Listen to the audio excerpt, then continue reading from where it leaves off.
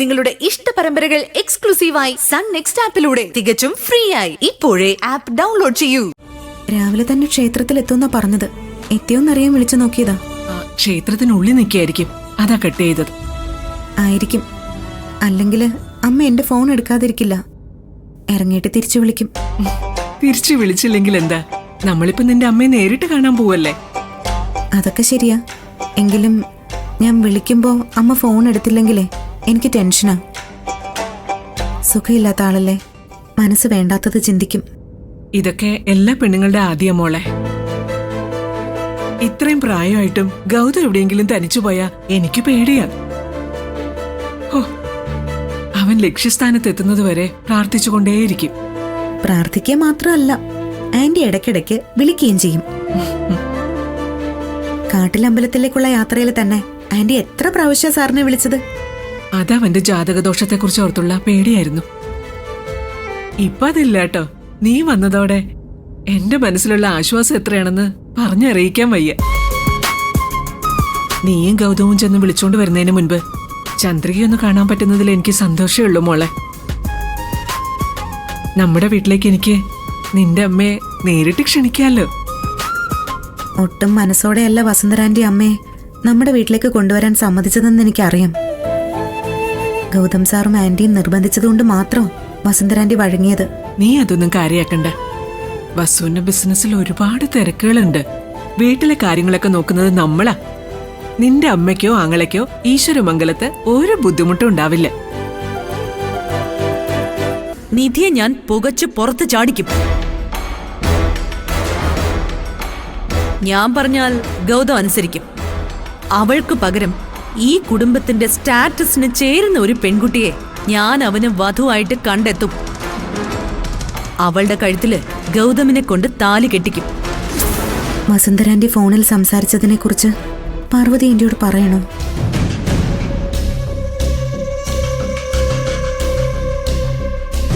വേണ്ട. ഇതൊക്കെ പറഞ്ഞ് ആന്റിയെ വെറുതെ വിഷമിപ്പിക്കണ്ട.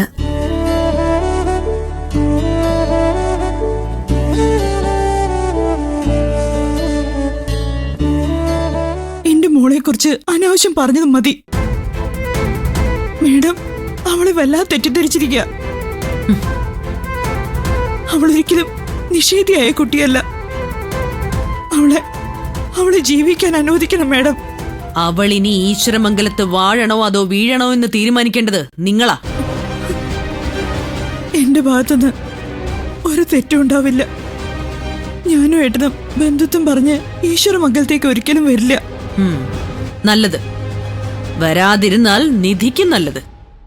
അല്ലെങ്കിൽ അവളുടെ വിധിയാ.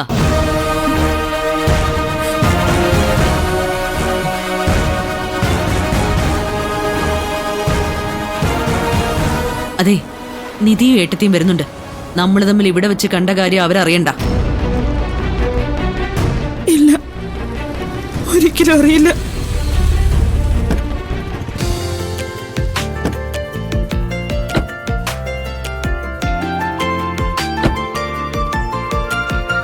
ദേവി മഹാമായ,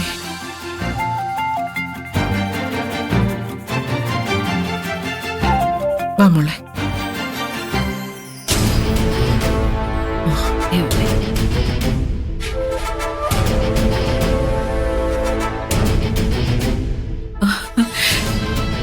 ആഹാ, ഓഫീസിലേക്കൊന്നും പറഞ്ഞിട്ട് വസു ഇവിടേക്കാണോ വന്നത്? അതെന്താ, എനിക്ക് ക്ഷേത്രത്തിൽ വരാൻ പാടില്ലേ? ഞാൻ അങ്ങനെ പറഞ്ഞില്ലല്ലോ. ഒരു കുശലം ചോദിച്ചതിന് ഇങ്ങനെയാണോ മറുപടി പറയേണ്ടത്? പിന്നെ ഞാൻ എന്തു പറയണം? ഇവളെപ്പോലൊരുത്തി ഗൗതമിന്റെ തലയിലായതോടെ ഞാൻ എല്ലാ ദിവസവും ഇവിടെ വന്ന് പ്രാർത്ഥിക്കേണ്ട അവസ്ഥയായി. എല്ലാ ദിവസവും ക്ഷേത്രത്തിൽ വരുന്നത് നല്ലതാ. അതിന് കാരണക്കാര് ഞാനാണെങ്കിൽ എന്നോട് നന്ദി പറയാണ് വേണ്ടത്. ദേ എടുത്തി കേട്ടോ ഇവളുടെ നിഷേധ വർത്തമാനം. ഇവളുടെ ഭർത്താവ് എന്നെ വിളിക്കുന്നത് അമ്മേന്നല്ലേ? ആ മര്യാദയെങ്കിലും ഇവൾ എന്നോട് കാണിക്കണ്ടേ?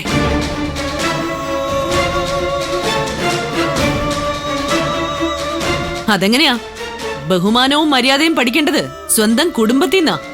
അങ്ങനെയൊന്നും ഇവൾക്കില്ലല്ലോ. വസു എന്തിനിങ്ങനെ ഉറക്കെ സംസാരിക്കുന്നത്? ഇത് നമ്മുടെ വീടല്ല, ഒരു ദേവാലയ പരിസരമാ. ദേവിയുടെ നടയിൽ നിന്ന് വാഗ്വാദം നടത്തിയത് ഞാനാണോ? ഇവളല്ലേ? എടുത്തി എന്താ ഇവിടെ ഒന്നും പറയാത്തത്? ഇവളുടെ ഭാഗത്ത് തെറ്റൊന്നും ഞാൻ കാണാത്തതുകൊണ്ട്. ഓ, അപ്പോ ഏട്ടത്തിയുടെ കാഴ്ചപ്പാടിൽ ഞാനാണോ തെറ്റുകാരി? ഞാനാണോ വഴക്കാളി? പാർവതി ആന്റി വെറുതെ എന്നെ സപ്പോർട്ട് ചെയ്ത് വസുന്ധര ആന്റിയുടെ ബി പി കൂട്ടണ്ട. എന്ത് വേണേലും പറഞ്ഞോട്ടെ, ഞാനൊന്നും മിണ്ടുന്നില്ല. 2 കൈയും കൂട്ടിയടിച്ചാലല്ലേ ശബ്ദം ഉയരൂ. ഓ, അപ്പൊ എനിക്കാണ് BP. ഞാൻ അസുഖക്കാരിയാണെന്നല്ലേ ഇവള് പറഞ്ഞു വരുന്നത്? അമ്മേ മഹാമായി, ഈ അറിവില്ലാ പൈതങ്ങളോട് പൊറുക്കണേ.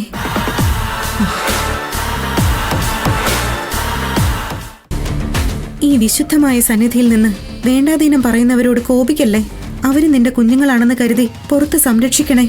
ദേ, ഇവിടെ നിന്ന് നാം വാടാതെ നടയടയ്ക്കുന്നതിന് മുമ്പ് പോയി തൊഴാൻ നോക്ക്. ഓയേ. ശരി ആന്റി.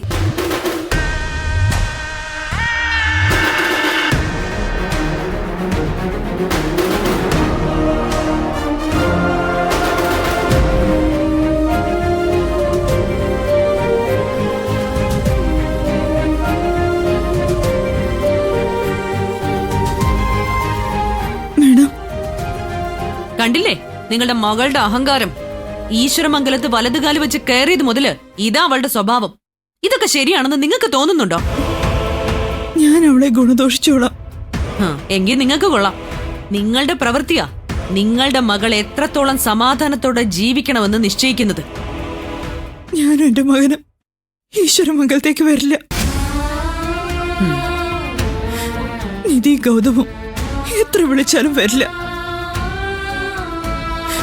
ദേവിയാണ് സത്യം. പകരം ഞാൻ ഭീഷണിപ്പെടുത്തിയെന്ന് അവരോട് പറയുമായിരിക്കും. ഇവിടെ നടന്നൊന്നും ഞാൻ ആരെയും അറിയിക്കില്ല. ദയവ് ചെയ്ത് എന്റെ മോൾക്ക് ആ വീട്ടിൽ സമാധാനം കൊടുക്കണം. എനിക്ക് എന്റെ മോളെ കാണണം തോന്നുമ്പോ ഞാൻ മറഞ്ഞു നിന്ന് കണ്ടോളാം. ആ, അങ്ങനെ ചെയ്താ നിങ്ങളുടെ മകൾക്ക് തന്നെ നല്ലത്.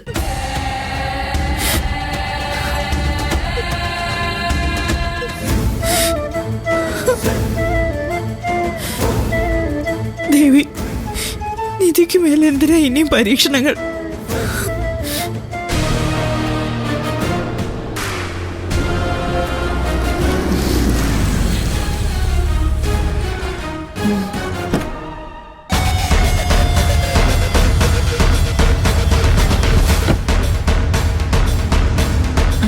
കാത്തു നിൽക്കാൻ തുടങ്ങിയിട്ട് ഒരുപാട് നേരമായോ? അയ്യോ, മാഡത്തിന് വേണ്ടി എത്ര നേരം വേണമെങ്കിലും ഞാൻ കാത്തു നിൽക്കാൻ തയ്യാറാ. നീ എന്നോട് കാണിക്കുന്ന വിധേയത്വത്തിന്റെ 100-1 പോലും നിധി എന്നോട് കാണിക്കുന്നില്ല. ഒരടിമയായി പോലും പരിഗണിക്കാൻ കൊള്ളാത്തവളാ അവള്. അവള് മഹാ ധിക്കാരിയാണ് മാഡം. അവളെ പഠിപ്പിച്ചതും വളർത്തിയതും ഒക്കെ ഞാനാ. പക്ഷെ അതിന്റെ നന്ദി സ്നേഹവും അവൾക്ക് തീരെയില്ല. അതുകൊണ്ടാ ഞാൻ മാഡത്തിന്റെ കൂടെ ചേരാന്ന് വിചാരിച്ചേ.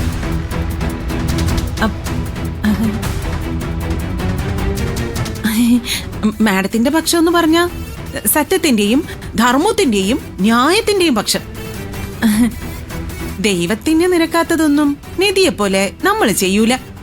നിധിയെ ഗൗതമിന്റെ കൂടെ ജീവിക്കാൻ സമ്മതിക്കാതെ അടിച്ചു പുറത്താക്കുമെന്ന മാഡത്തിന്റെ വാക്കുകൾ കേട്ടപ്പോ ഒരു കുളിർമഴ നനഞ്ഞ പോലെയാ എനിക്ക് തോന്നിയത്. അപ്പോഴാ അവള് ചന്ദ്രികയും കൂടി ഈശ്വരമംഗലത്തേക്ക് കൊണ്ടുപോകാൻ ശ്രമിക്കുന്നത്. നീ കൃത്യസമയം പറഞ്ഞതുകൊണ്ട് ആ ചന്ദ്രികയെ കണ്ട് ശരിക്കും വിരട്ടിയിട്ടുണ്ട്. ഇനി അവൾ ആ പടി ചവിട്ടില്ല. നിധിയുടെ അഹങ്കാരം ഞാൻ തീർത്തു കൊടുത്തോളാം. അതുപോലെ ചന്ദ്രികയ്ക്ക് നീയും സ്വസ്ഥതയും സമാധാനവും കൊടുക്കരുത്. ഇല്ല, അത് ഞാൻ പണ്ടേ കൊടുക്കാറില്ല. ഇനി കൂടുതൽ ദ്രോഹിച്ചോളാം മാഡം. തള്ളേ മോനെ ഞാൻ പറപ്പിച്ചോളാം.